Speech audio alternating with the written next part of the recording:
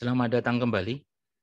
Pada kesempatan kali ini kita akan membahas tentang standar akreditasi rumah sakit tahun 2022 di dalam Kemenkes nomor 1128 tahun 2022 tentang standar akreditasi rumah sakit untuk bab tata kelola rumah sakit atau TKRS standar yang ke-6.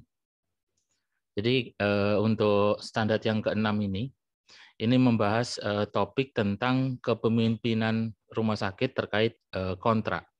Jadi kontrak klinis sama kontrak manajemen yang akan dibahas dalam standar ini.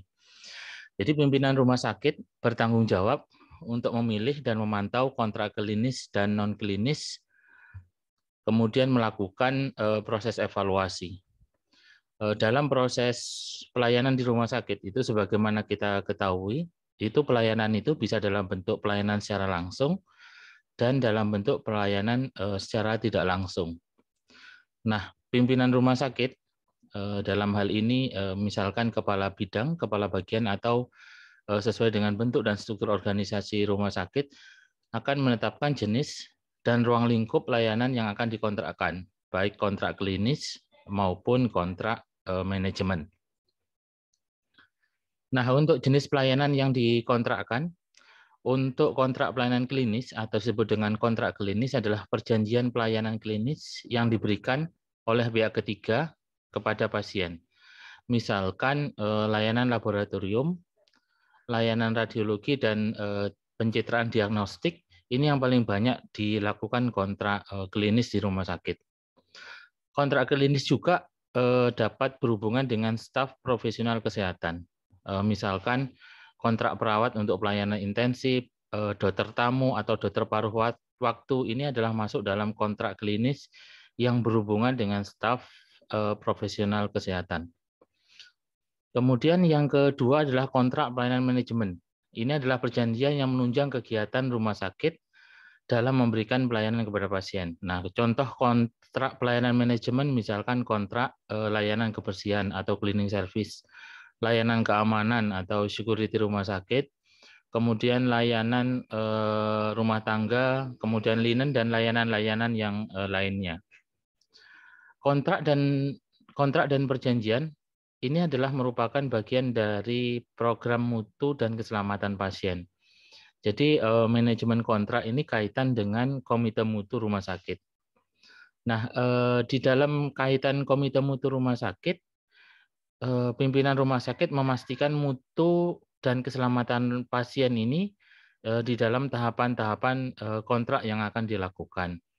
Yang pertama itu adalah mengevaluasi semua layanan yang diberikan secara langsung oleh rumah sakit melalui kontrak. Jadi pada waktu perpanjangan kontrak, rumah sakit itu dalam proses memperpanjang kontrak itu harus menilai kualitas atau mutu pelayanan kontrak yang dilakukan. Kemudian mengambil keputusan-keputusan memperpanjang ataupun tidak memperpanjang kontrak sesuai dengan persyaratan mutu yang sudah ditentukan oleh Komite Mutu dan Keselamatan Pasien. Yang kedua adalah isi kontraknya.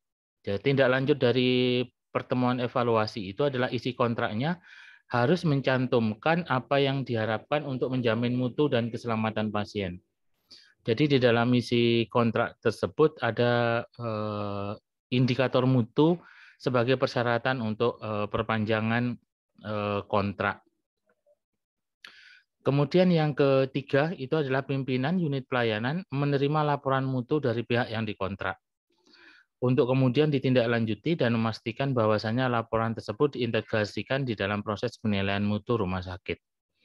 Jadi laporan mutu yang dibuat oleh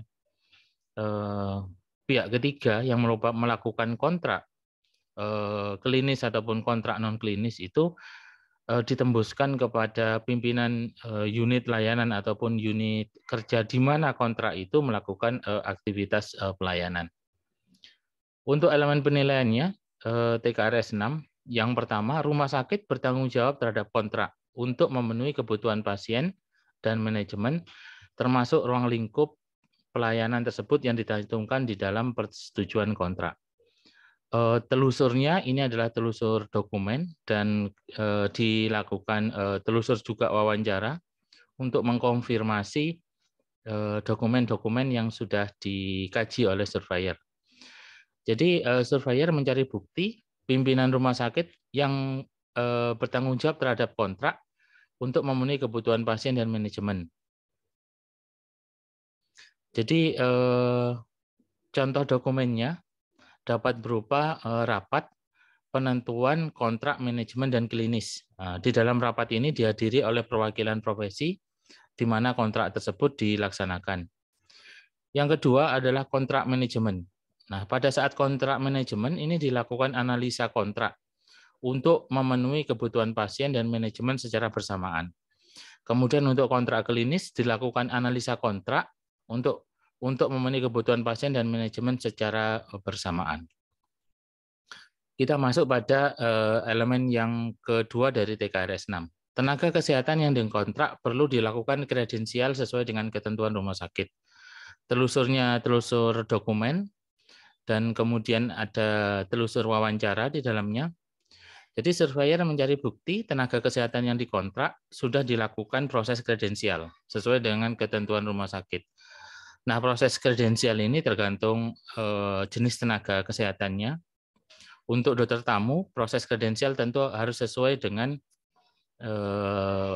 panduan ataupun pedoman yang ada di subkomite kredensial dari komite medik. Misalkan itu perawat, maka prosesnya adalah kredensial keperawatan dan seterusnya.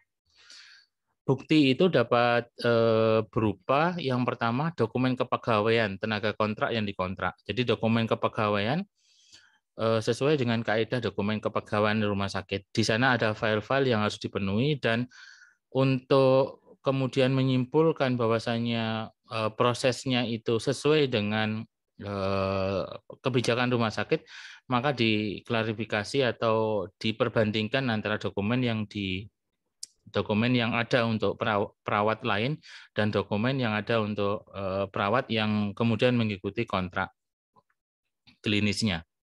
Kemudian yang kedua, buktinya dapat berupa rapat tentang kredensial tenaga kesehatan yang dikontrak. Rapat tersebut itu adalah rapat yang ada di komite medik yang untuk dokter, komite keperawatan untuk perawat, dan komite tenaga kesehatannya untuk tenaga kesehatan. Nah, apabila itu kontrak itu berkaitan dengan kontrak manajemen, misalkan cleaning service begitu, maka prosesnya itu akan dilakukan konfirmasi data dokumen kepegawaian dengan tenaga non klinis yang lain, misalkan tenaga yang dimiliki oleh rumah sakit, misalkan seorang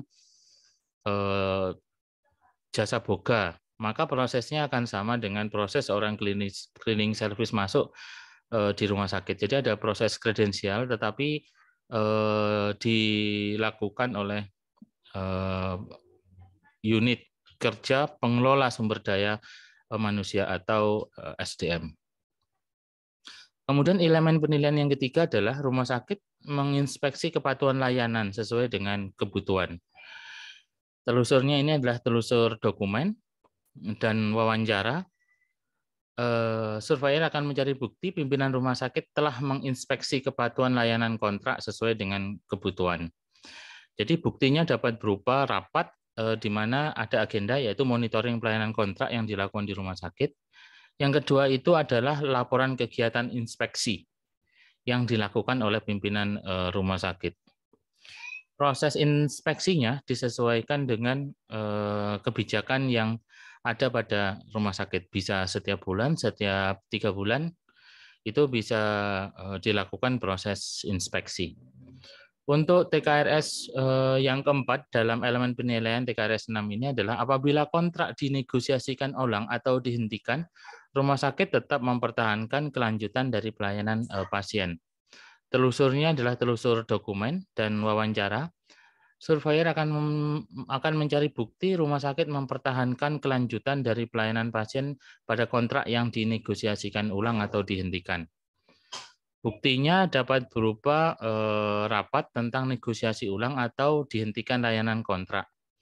Nah, proses pergantian antara kontrak pihak ketiga, ya misalkan kontrak untuk cleaning service itu dilakukan secara simultan. Jadi dilakukan 3 bulan sebelumnya. Jadi dalam pembahasan 3 bulan sebelumnya sudah mendapatkan keputusan apakah kontrak dilanjutkan atau tidak. Sehingga tidak ada jeda waktu antara pihak ketiga yang melaksanakan kontrak dengan pihak ketiga yang lainnya. Kemudian berikutnya adalah elemen penilaian TKRS 6.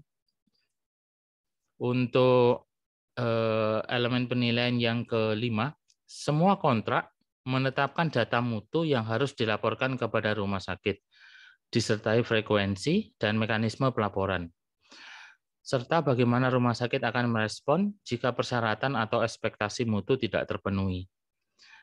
Ini telusurnya adalah dokumen. Jadi surveyor mencari bukti kontrak menetapkan data mutu yang harus dilaporkan, disertai frekuensi dan mekanisme pelaporan. Jadi di dalam perjanjian itu akan dicari kewajiban dari pihak ketiga yang melakukan kontrak itu untuk melaporkan data mutu, disertai frekuensi dan mekanisme pelaporan muncul di dalam kontrak yang ditandatangani. Kemudian surveyor akan mencari bukti rumah sakit memilih langkah dalam kontrak jika persyaratan dan ekspektasi mutu tidak terpenuhi. Jadi di dalam perjanjian itu surveyor akan mencari langkah rumah sakit ketika pihak yang melakukan kontrak itu ternyata tidak melaksanakan kewajibannya di dalam hal mutu dan keselamatan pasien. Buktinya dapat berupa klausul di dalam kontrak mengenai data mutu, frekuensi, dan mekanisme pelaporan yang harus disampaikan pada rumah sakit.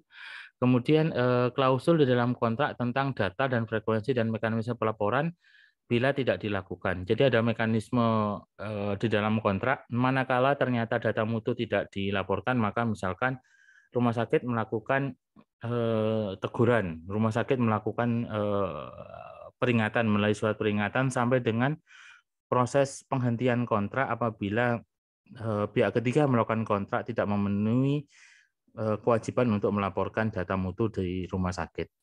Kemudian elemen penilaian TKRS 6, pimpinan klinis dan non-klinis yang terkait layanan yang akan dikontrak melakukan analisis dan memantau informasi mutu yang dilaporkan oleh pihak yang dikontrak. Telusurnya adalah dokumen. Jadi pimpinan rumah sakit melakukan analisa dan memantau informasi mutu. Nah, ini yang akan dicari oleh surveyornya. Oleh karena itu, buktinya dapat berupa rapat, pembahasan informasi mutu yang dilaporkan pihak yang dikontrak, kemudian di dalamnya ada daftar hadir yang meliputi pimpinan klinis dan pimpinan non-klinis. Jadi demikian untuk TKRS yang ke-6 tentang manajemen kontrak di rumah sakit.